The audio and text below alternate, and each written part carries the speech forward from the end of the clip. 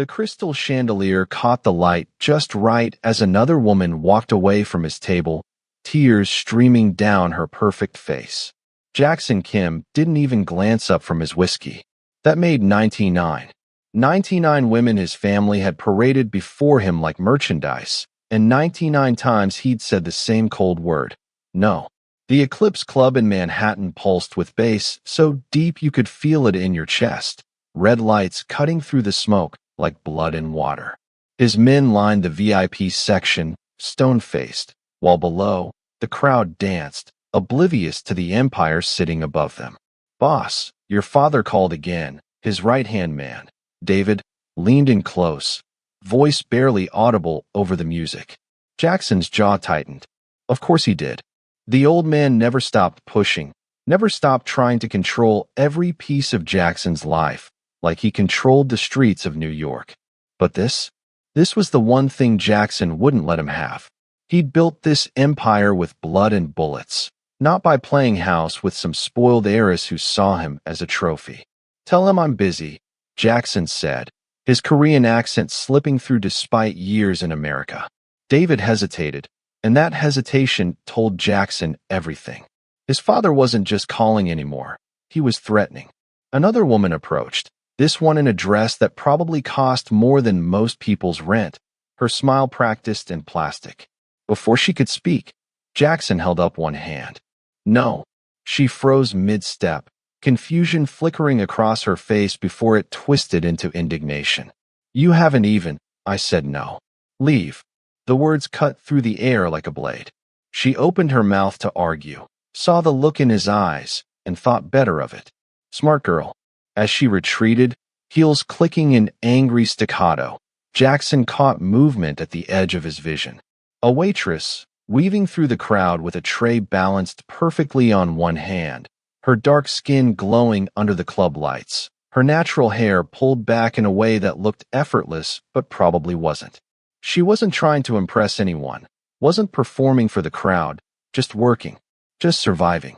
And something about that made him actually look up. She moved like water through the chaos, graceful without trying, and when some drunk idiot stumbled into her path, she sidestepped him without spilling a single drink. Professional, focused, completely unaware that the most dangerous man in the room was watching her every move. "Who's that?" Jackson asked, and even David seemed surprised by the question. "Who's who, boss?" "The waitress. Black girl, section 3. David followed his gaze, squinted. I don't know her name. She's new, I think. Started maybe 2 weeks ago. 2 weeks and Jackson had never noticed her. But now he couldn't look away. She delivered drinks to a table of Wall Street types who barely acknowledged her existence, their eyes sliding past her like she was invisible. One of them said something that made his buddies laugh, and Jackson saw her jaw tighten for just a fraction of a second before she smiled, nodded, and walked away with their empty glasses. Professional to the core, even when they didn't deserve it. That was the moment Jackson Kim, who had rejected 99 women without a second thought, made a decision that would change everything. "Bring her to me," he said quietly. David's eyes went wide. "Boss, she's just a..." Did I stutter? The temperature in the VIP section dropped 10 degrees. David knew that tone. Everyone knew that tone. It was the voice Jackson used right before someone disappeared. "Right away, boss." As David descended the stairs towards section 3, Jackson leaned back in his chair, eyes tracking the waitress as she moved through the crowd. She had no idea what was coming. No idea that in about 30 seconds, her entire life was about to shift on its axis. And honestly, neither did he. But something in his chest had stirred when he saw her. Something he thought had died years ago when his world became nothing but power plays and blood debts. He watched David approach her, saw her expression shift from confusion to concern as she glanced up toward the VIP section, toward him. Their eyes met across the distance, and for just a moment, the entire club seemed to go silent.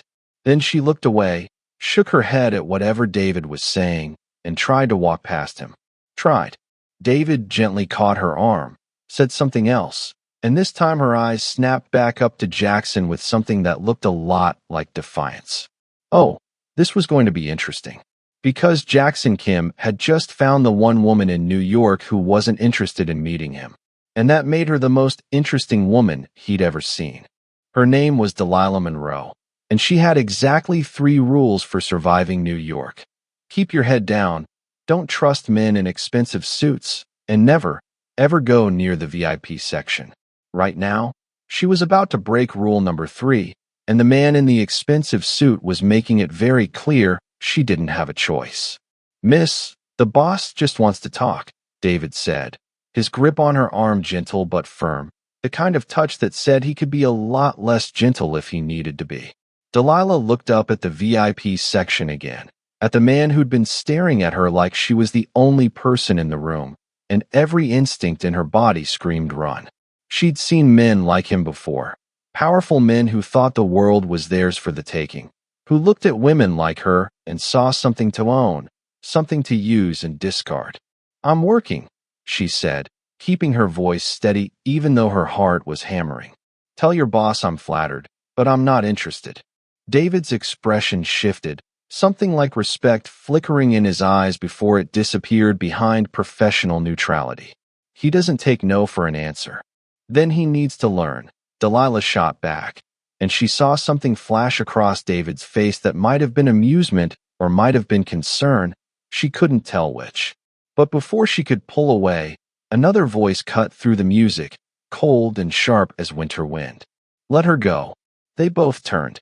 Jackson Kim had left his throne, was descending the stairs with the kind of presence that made people instinctively step back, creating a path through the crowd without him having to say a word. He moved like a predator, all controlled power and dangerous grace, and when he stopped in front of Delilah, the world seemed to narrow down to just the 2 of them. Up close, he was even more intimidating, tall and broad-shouldered, his black suit tailored perfectly to a body that clearly knew how to handle itself in a fight, his dark eyes sharp and assessing as they met hers. There was a scar along his jawline, faint but visible, and it somehow made him look more dangerous, not less. You're not interested, he said, and it wasn't a question. His accent was stronger now, the Korean inflection wrapping around the English words in a way that shouldn't have been attractive, but absolutely was. Delilah lifted her chin, refusing to be intimidated even though everything about him screamed danger. No, I'm not. Silence.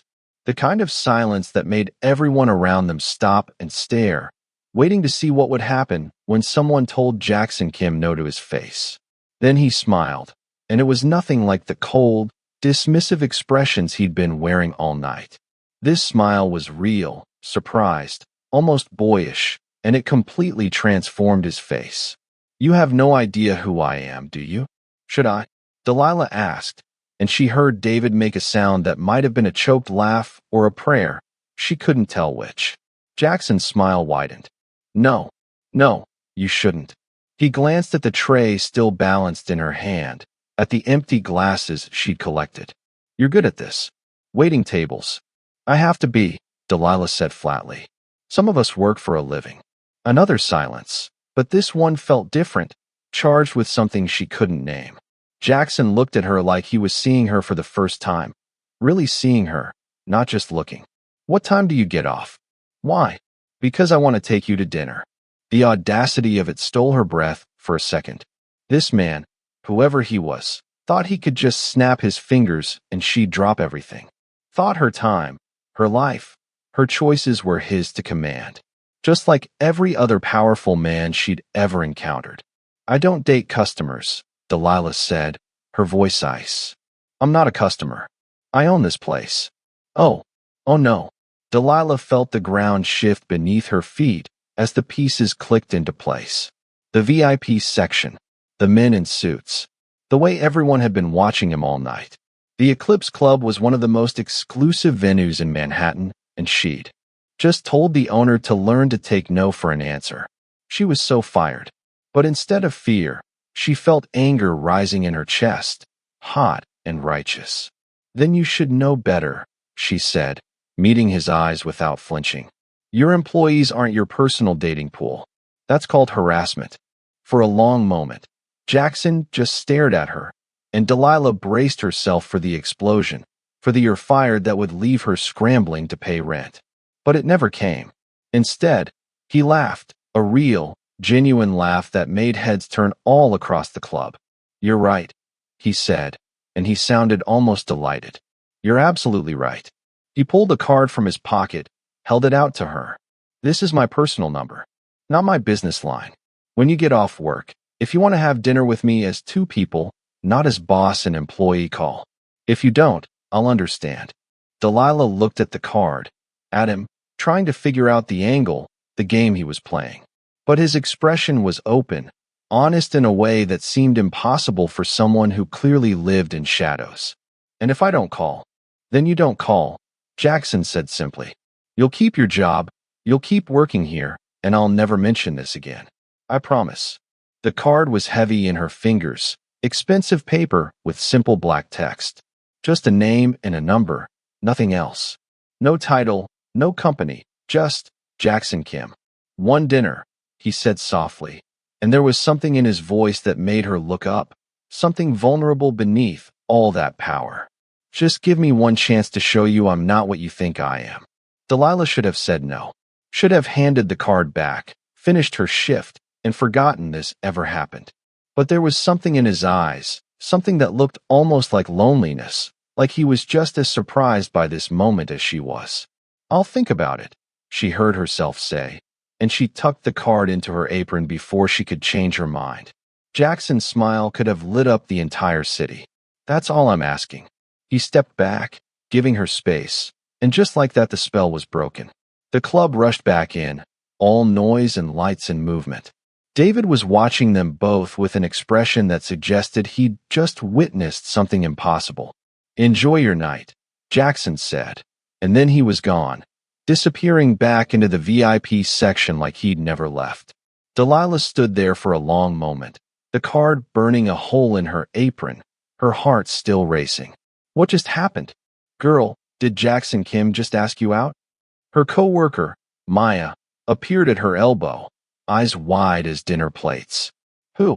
"Jackson Kim. Only the most dangerous man in New York. He runs half the underground in this city, and the other half is too scared to admit he runs them too." Oh no. This was so much worse than she thought. Delilah's apartment in Brooklyn was exactly what you'd expect for someone working 3 jobs to stay afloat, small, cramped, with a radiator that clanked like it was trying to escape and a view of the brick wall across the alley. But it was hers, paid for with her own money, her own sweat, and right now she was sitting on her second-hand couch staring at a business card like it might explode. Maya had spent the rest of the shift filling her in on Jackson Kim, and every detail made Delilah's stomach sink further. Korean Mafia, connections that ran from Manhattan to Seoul, a reputation for being ruthless in business and absolutely lethal to his enemies. The kind of man mothers warned their daughters about, the kind who smiled while he destroyed lives. And he wanted to take her to dinner. "You're insane if you go," Delilah told herself, but her fingers traced the embossed letters of his name anyway. "You're insane if you even think about it." Her phone buzzed. Rent reminder, due in 3 days, and she was still 200 short. The Eclipse job helped, but it wasn't enough. Nothing was ever enough in this city that ate people alive and spit out their bones. She thought about her mother back in California, sick and getting sicker, medical bills piling up faster than Delilah could pay them. Thought about the eviction notice she'd gotten last month, the one she'd barely managed to fight off. Thought about how tired she was, how exhausted from fighting every single day just to exist. And then she thought about the way Jackson had looked at her, not like she was invisible, not like she was something to use, but like she was someone who mattered, like she was someone worth knowing. It was probably an act, probably a game. Men like him didn't actually care about women like her. They just wanted the thrill of the chase, the conquest. But what if it wasn't? What if, just this once, something good could happen? "One dinner," Delilah whispered. "Just one, and then you walk away." She picked up her phone before she could change her mind, dialed the number on the card. It rang once. Twice. I was hoping you'd call. Jackson's voice was different on the phone, warmer, less guarded. I wasn't sure I would, Delilah admitted. What changed your mind? Honesty. He'd given her honesty, so maybe she could give it back. I'm curious. And terrified. Mostly terrified. Good, Jackson said, and she could hear the smile in his voice. Fear means you're smart. Tomorrow night, 7 o'clock. I'll send a car. No, Delilah said firmly.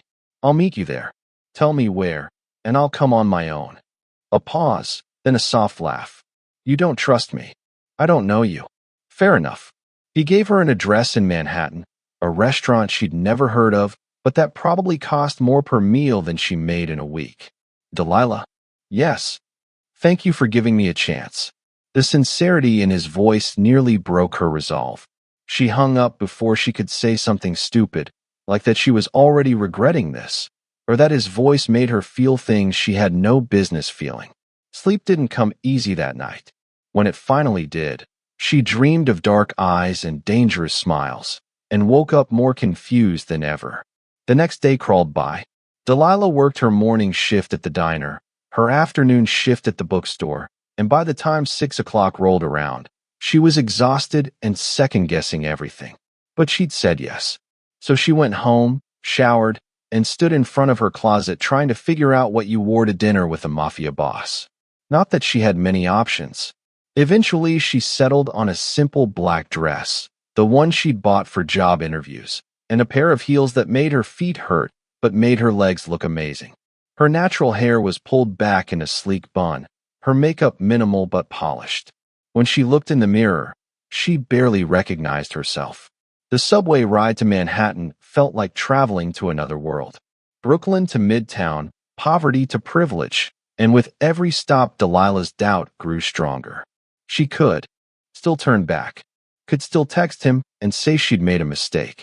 But then the train pulled into her stop, and she was stepping onto the platform, and it was too late to run.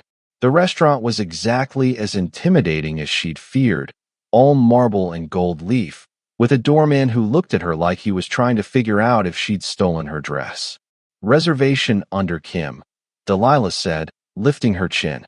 The doorman's expression transformed instantly. Of course. Right this way, Mississippi. He led her through the restaurant, past tables full of people who looked like they'd been born wealthy, to a private room in the back. And there was Jackson, standing when she entered, wearing a suit that probably cost more than her rent, looking at her like she was the only woman in the world.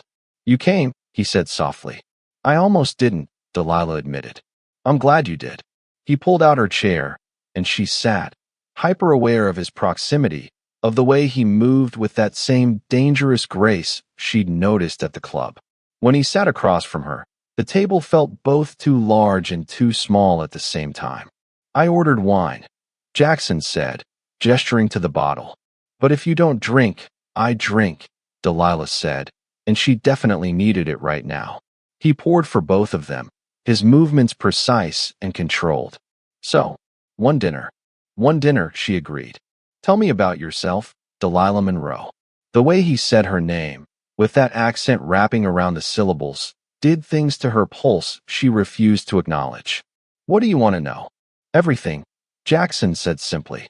Start with why you're in New York. So she told him. About leaving California to escape a life that felt too small, about her mother's illness, about working 3 jobs and barely staying afloat, about dreams she'd had once, of being a teacher, of making a difference, dreams that had slowly been ground down by the reality of survival. Jackson listened without interrupting, his dark eyes never leaving her face, and it felt like being seen in a way she'd never experienced before. Like every word mattered. Like she mattered. Your turn, Delilah said when she finished. Tell me about you. What do you want to know? The truth, she said. Maya told me you run half of New York's underground. Is that true? She expected him to deflect, to lie, to give her some sanitized version of his life. Instead, he nodded. Yes, my father built this empire, and I inherited it, along with all the blood and violence that comes with it. You could walk away, Delilah suggested. Jackson's laugh was bitter. No, I couldn't. You don't walk away from this world. You either rule it or it destroys you. So you chose to rule. I chose to survive, he corrected. There's a difference. Their food arrived, course after course of things Delilah had never tasted, prepared by chefs whose names she'd probably never pronounced correctly. But she barely noticed any of it, too focused on the man across from her, on the way he opened up piece by piece, showing her scars she couldn't see but could hear in his voice. He told her about growing up between two worlds, Korean and American, never quite fitting in either. About his father's expectations, his mother's disappointment. About building something of his own in the shadows, carving out power inch by bloody inch. Why me? Delilah finally asked. Why? Out of all those women, did you notice me? Jackson was quiet for a long moment, turning his wine glass in his hands. Because you looked at me and saw a man, not an empire. Because you said no when everyone else always says yes. Because, he met her eyes. Because when I'm around you, I remember what it feels like to be human. The words hung in the air between them, honest and raw and terrifying. Delilah should have left. Should have thanked him for dinner and walked away before this became something she couldn't control. But instead, she reached across the table and took his hand. His fingers closed around hers, warm and strong, and something clicked into place, something that felt like destiny or disaster. She couldn't tell which. One more dinner, she heard herself say. Jackson's smile was beautiful and devastating. One more, he agreed. But they both knew it was already too late. This wasn't going to be just dinners. This was going to be everything. 3 weeks. That's how long it took for Delilah's carefully constructed walls to come crashing down. 3 weeks of dinners that turned into late-night walks through Manhattan, of conversations that stretched until dawn, of Jackson showing up at the diner during her morning shifts just to see her smile. 3 weeks of falling for a man she absolutely should not be falling for. You're glowing, Maya said, watching Delilah practically float through her shift at the eclipse. It's disgusting and adorable, and I'm so jealous. Delilah couldn't even deny it. Every time her phone buzzed with a text from Jackson, her heart did this stupid fluttery thing that made her feel like a teenager. Every time she saw him, it got harder to remember why this was a bad idea. He's different than I thought, Delilah admitted, restocking glasses behind the bar. Like, scary different? Like human different, Delilah said. He volunteers at a youth center in his old neighborhood. Did you know that? Teaches kids taekwondo, helps them stay off the streets. He visits his mom every Sunday, brings her flowers. He's careful, Maya warned.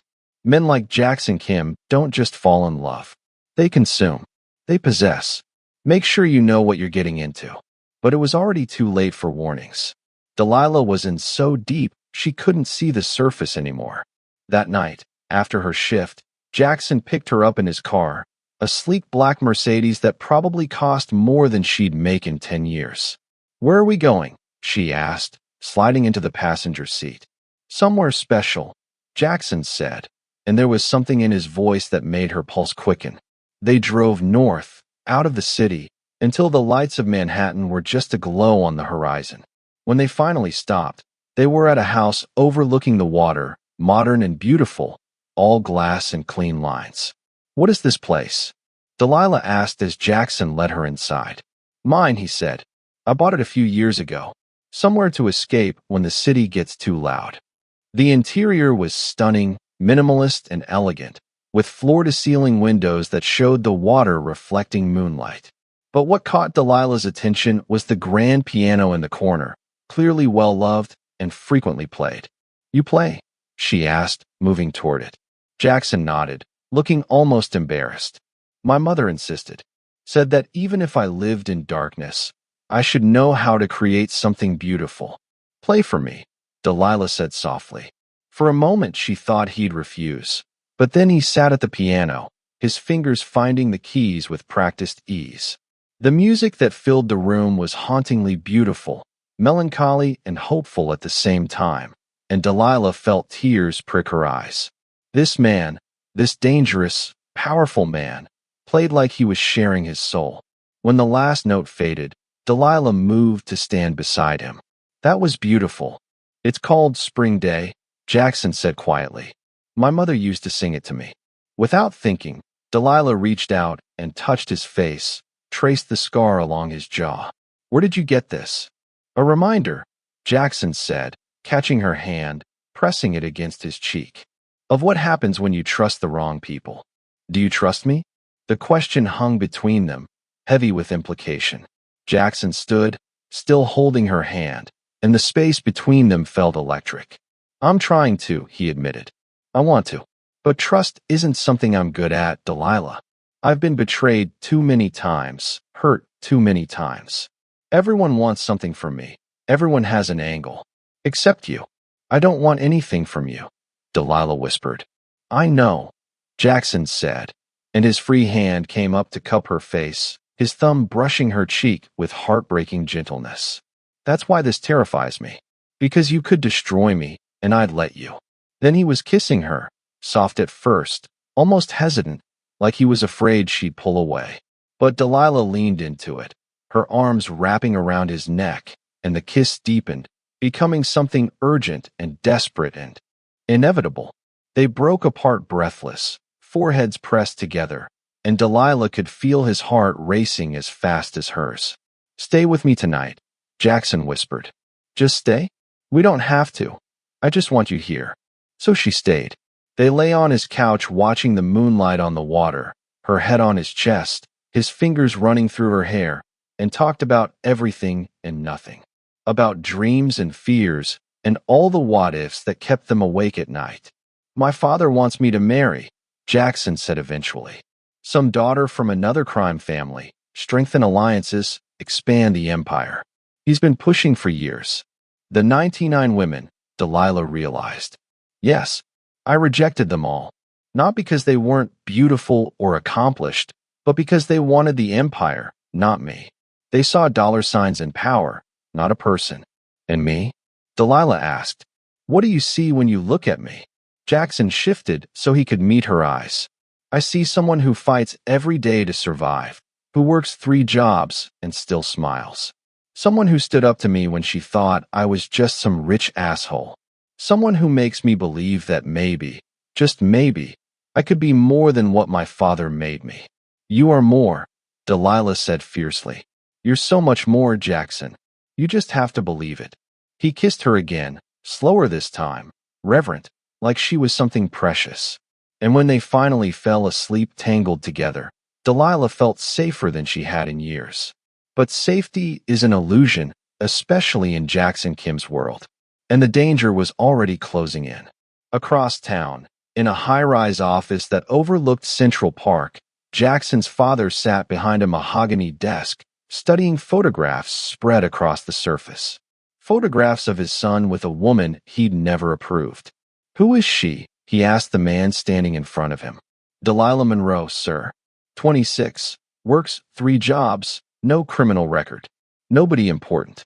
My son doesn't look at nobody like he's looking at her in these pictures, the old man said coldly. Find out everything. Family, friends, debts, secrets. Everyone has something they're hiding. Find hers. And then we use it, the old man said, gathering the photos. One way or another, this ends. My son will marry who I tell him to marry, and this girl will learn that some men are too dangerous to love. The trap was being set, and neither Jackson nor Delilah had any idea the storm that was coming. The first sign of trouble came on a Tuesday morning. Delilah arrived at the diner for her shift to find her manager waiting with an expression that made her stomach drop. Delilah, I'm sorry, Marcus said, and he actually looked sorry. I have to let you go. What? Why? I've never been late, never missed a shift.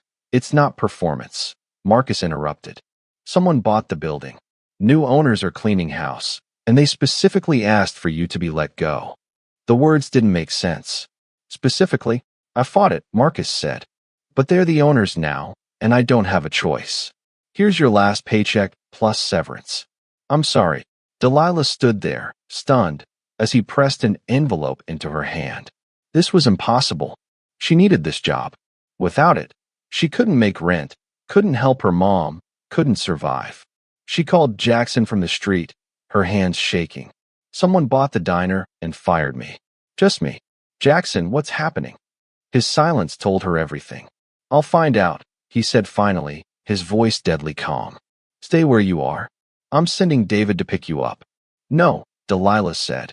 I can handle this myself. Delilah, I said no. I'm not some damsel who needs rescuing. I'll figure it out. She hung up before he could argue, but her resolve lasted about 30 seconds before reality crashed in.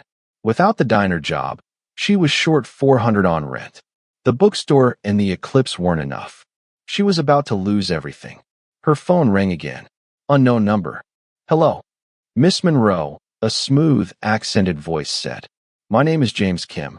I believe you're seeing my son, Jackson's father. Delilah's blood ran cold. I don't know what you. Don't insult either of us by lying. James interrupted. I know everything about you. Your mother's medical bills, your debt, your 3 jobs. Well, 2 jobs now. The diner was unfortunate, but necessary. You got me fired? I removed an obstacle, James corrected. Miss Monroe, let me be clear. My son has responsibilities, obligations that go far beyond his personal desires. He's supposed to marry the daughter of our largest business associate. This arrangement has been in place for years. You are interfering with plans much larger than yourself. Maybe you should let Jackson make his own choices, Delilah shot back. He's a grown man. He's the heir to an empire, James said coldly. And you? You're nobody. A distraction. So here's what's going to happen. You're going to walk away from my son, disappear from his life. In return, I'll pay off your mother's medical bills, clear your debts, and give you enough money to start fresh somewhere far from New York. The offer was staggering, life-changing, everything she needed. All she had to do was give up Jackson. And if I refuse? Delilah asked. Then I'll make your life very difficult, James said pleasantly. The diner was just the beginning. I can make sure you never work in this city again. I can make your mother's medical care vanish. I can destroy every single thing you care about. Or you can take the money, help your family, and let my son fulfill his destiny. Your choice, Miss Monroe. You have 24 hours to decide. The line went dead. Delilah stood there, shaking with rage and fear. This was what Jackson had tried to warn her about. This was the reality of his world. People didn't get happy endings. They got used as pawns. Her phone buzzed with a text from Jackson. Where are you? We need to talk. She should go to him. Should tell him everything. But the words of his father echoed in her head. She was nobody. A distraction. What if James was right? What if loving Jackson meant destroying him?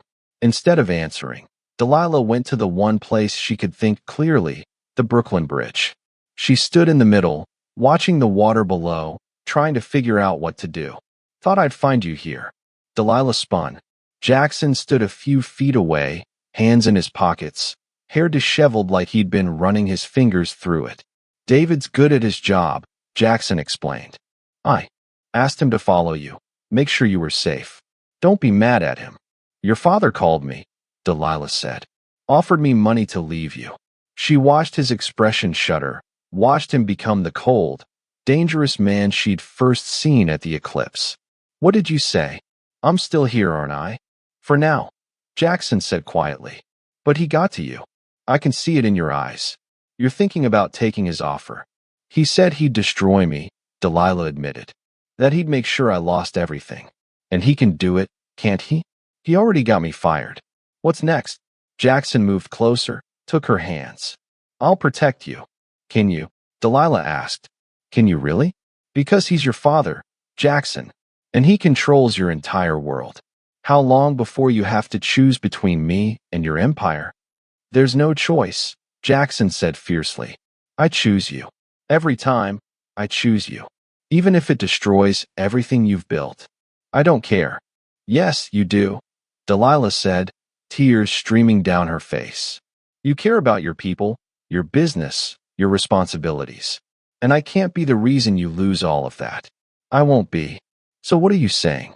Jackson's voice was raw. That you're giving up? That one threat from my father is enough to scare you off. I'm saying maybe he's right, Delilah whispered. Maybe I'm nobody, and you're meant for something bigger. Jackson's hands tightened on hers. You're not nobody.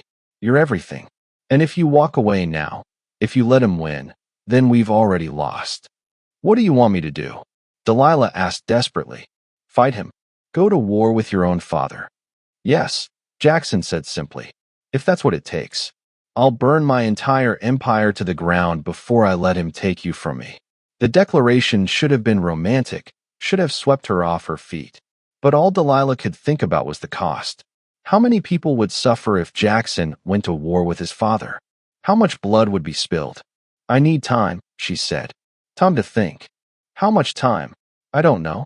Just give me space, Jackson. Please. She pulled her hands free, stepped back, and watched something break in his eyes. You're going to take his offer, aren't you? Jackson asked. I don't know, Delilah admitted. But I need to figure this out on my own. She walked away, left him standing on the bridge, and it felt like leaving a piece of herself behind. Her phone buzzed one more time. Jackson, I'm not giving up on us. Whatever you decide, I'm not giving up. Delilah turned off her phone and went home to cry. Delilah didn't sleep that night. She sat on her couch, James Kim's offer playing on repeat in her head. Life-changing money. Her mother's medical bills gone. A fresh start. All she had to do was walk away from the only man who'd ever made her feel like she mattered. By morning, she'd made a decision. She showed up at James Kim's office building, gave her name to security, and rode the elevator to the penthouse with her heart in her throat. James was waiting, seated behind a desk that probably cost more than her car, looking every inch the emperor of his criminal domain. Miss Monroe, he said, gesturing to a chair. I'm impressed. Most people take the full 24 hours. I'm not here to take your offer, Delilah said, and watched his expression harden. I'm here to tell you that if you come after me again, if you threaten me or hurt anyone I care about, I will make it my life's mission to destroy you. James laughed, actually laughed. And how exactly would you do that? By telling your son everything, Delilah said calmly. Every threat, every manipulation, every way you've tried to control his life. He loves you, but that love has limits. Push him too far, and you won't just lose a son. You'll lose your empire. Bold words from someone with so much to lose, James said. You think I'm afraid of losing? Delilah leaned forward. I've been poor my entire life. I've worked 3 jobs, survived on nothing, watched people I love suffer. You can't threaten me with poverty, Mr. Kim. I've lived it. But you? You've built everything on control, on power, on making people fear you. What happens when your own son stops fearing you and starts hating you instead? For the first time, James looked uncertain. He would, Delilah interrupted. For me, he would. Because that's what love does. It makes you brave, makes you willing to sacrifice everything. And your son loves me. So here's my counteroffer. You leave us alone, you let Jackson make his own choices, and I won't tell him that you tried to bribe me to leave. We'll pretend this conversation never happened. And if I refuse, then we go to war, Delilah said simply. And trust me, Mr. Kim, you'll lose. They stared at each other across the desk, 2 people from completely different worlds, locked in a battle of wills. Finally, James smiled, and it was almost respectful. You're stronger than I thought, he admitted. Maybe you're not so wrong for my son after all. Does that mean? It means I'll think about it, James said. But understand this, Miss Monroe. If you hurt my son, if you break his heart or betray his trust, what I threatened before will seem like mercy compared to what I'll do to you. I would never hurt him, Delilah said. Good. Then we understand each other. Now get out of my office. Delilah laughed, her legs shaking but her head held high. She'd faced down a Mafia boss and won. Or at least survived. Now she just had to find Jackson and hope he'd forgive her for doubting them. She found him at the Eclipse, sitting in the same VIP section where this had all started, staring at an empty stage. I heard you went to see my father, he said without looking at her. David's really good at his job, Delilah said, echoing his words from the bridge. What did he offer you? Everything. Money, security, a way out.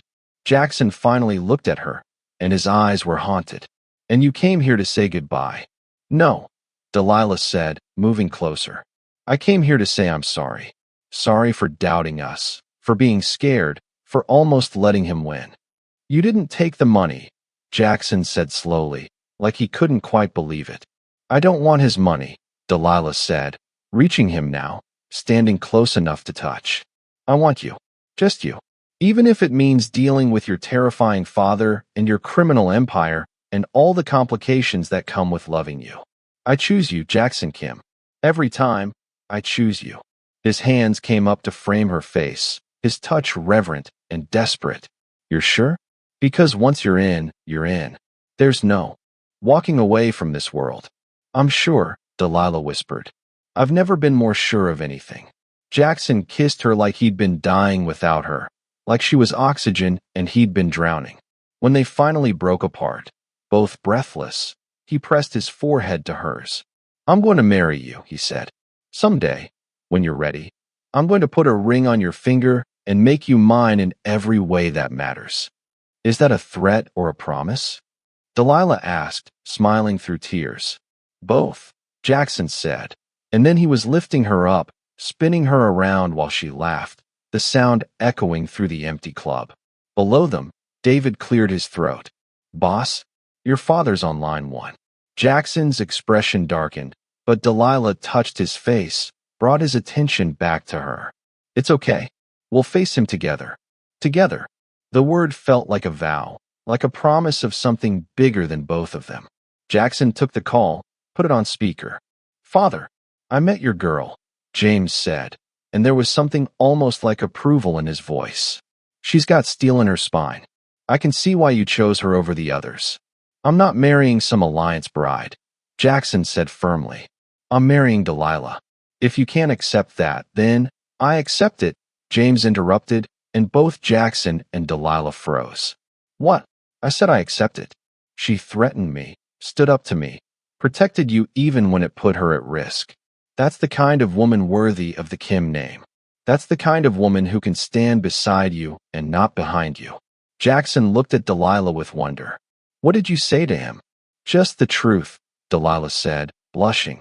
That I love you, and I'm not going anywhere. The wedding will be at the cathedral, James continued, like he hadn't just completely reversed course. We'll invite all the families, show them that the Kim heir has chosen strength over politics. And Miss Monroe? Yes, Mr. Kim?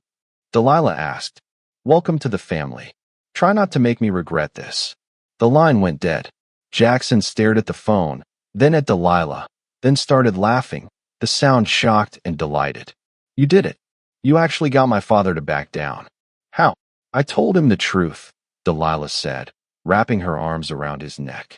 That you love me enough to walk away from everything. That I love you enough to fight for us. That we're stronger together than any empire. You're incredible, Jackson breathed. Absolutely incredible. So, Delilah said, grinning. About that marriage proposal. Too soon. Way too soon, Delilah agreed. Ask me again in a year. Deal, Jackson said, pulling her close. But I'm warning you now, I'm going to spoil you. No more 3 jobs, no more struggling. I'm taking care of you. I can take care of myself, Delilah protested. I know you can, Jackson said. But let me help anyway. Let me be your partner in every way. Delilah looked up at this man, this dangerous, powerful, gentle man who'd rejected 99 women and claimed her as his, and felt her heart swell. Okay, she whispered. Partner. They sealed it with a kiss. There in the club where it all began, and somewhere in the city lights and shadows, their future was already being written. A future of love and danger, of power and partnership, of 2 people from different worlds who chose each other anyway. 6 months later, Delilah stood in front of a mirror in a wedding dress that made her look like a queen, her mother healthy and beaming beside her thanks to the medical care Jackson had quietly arranged.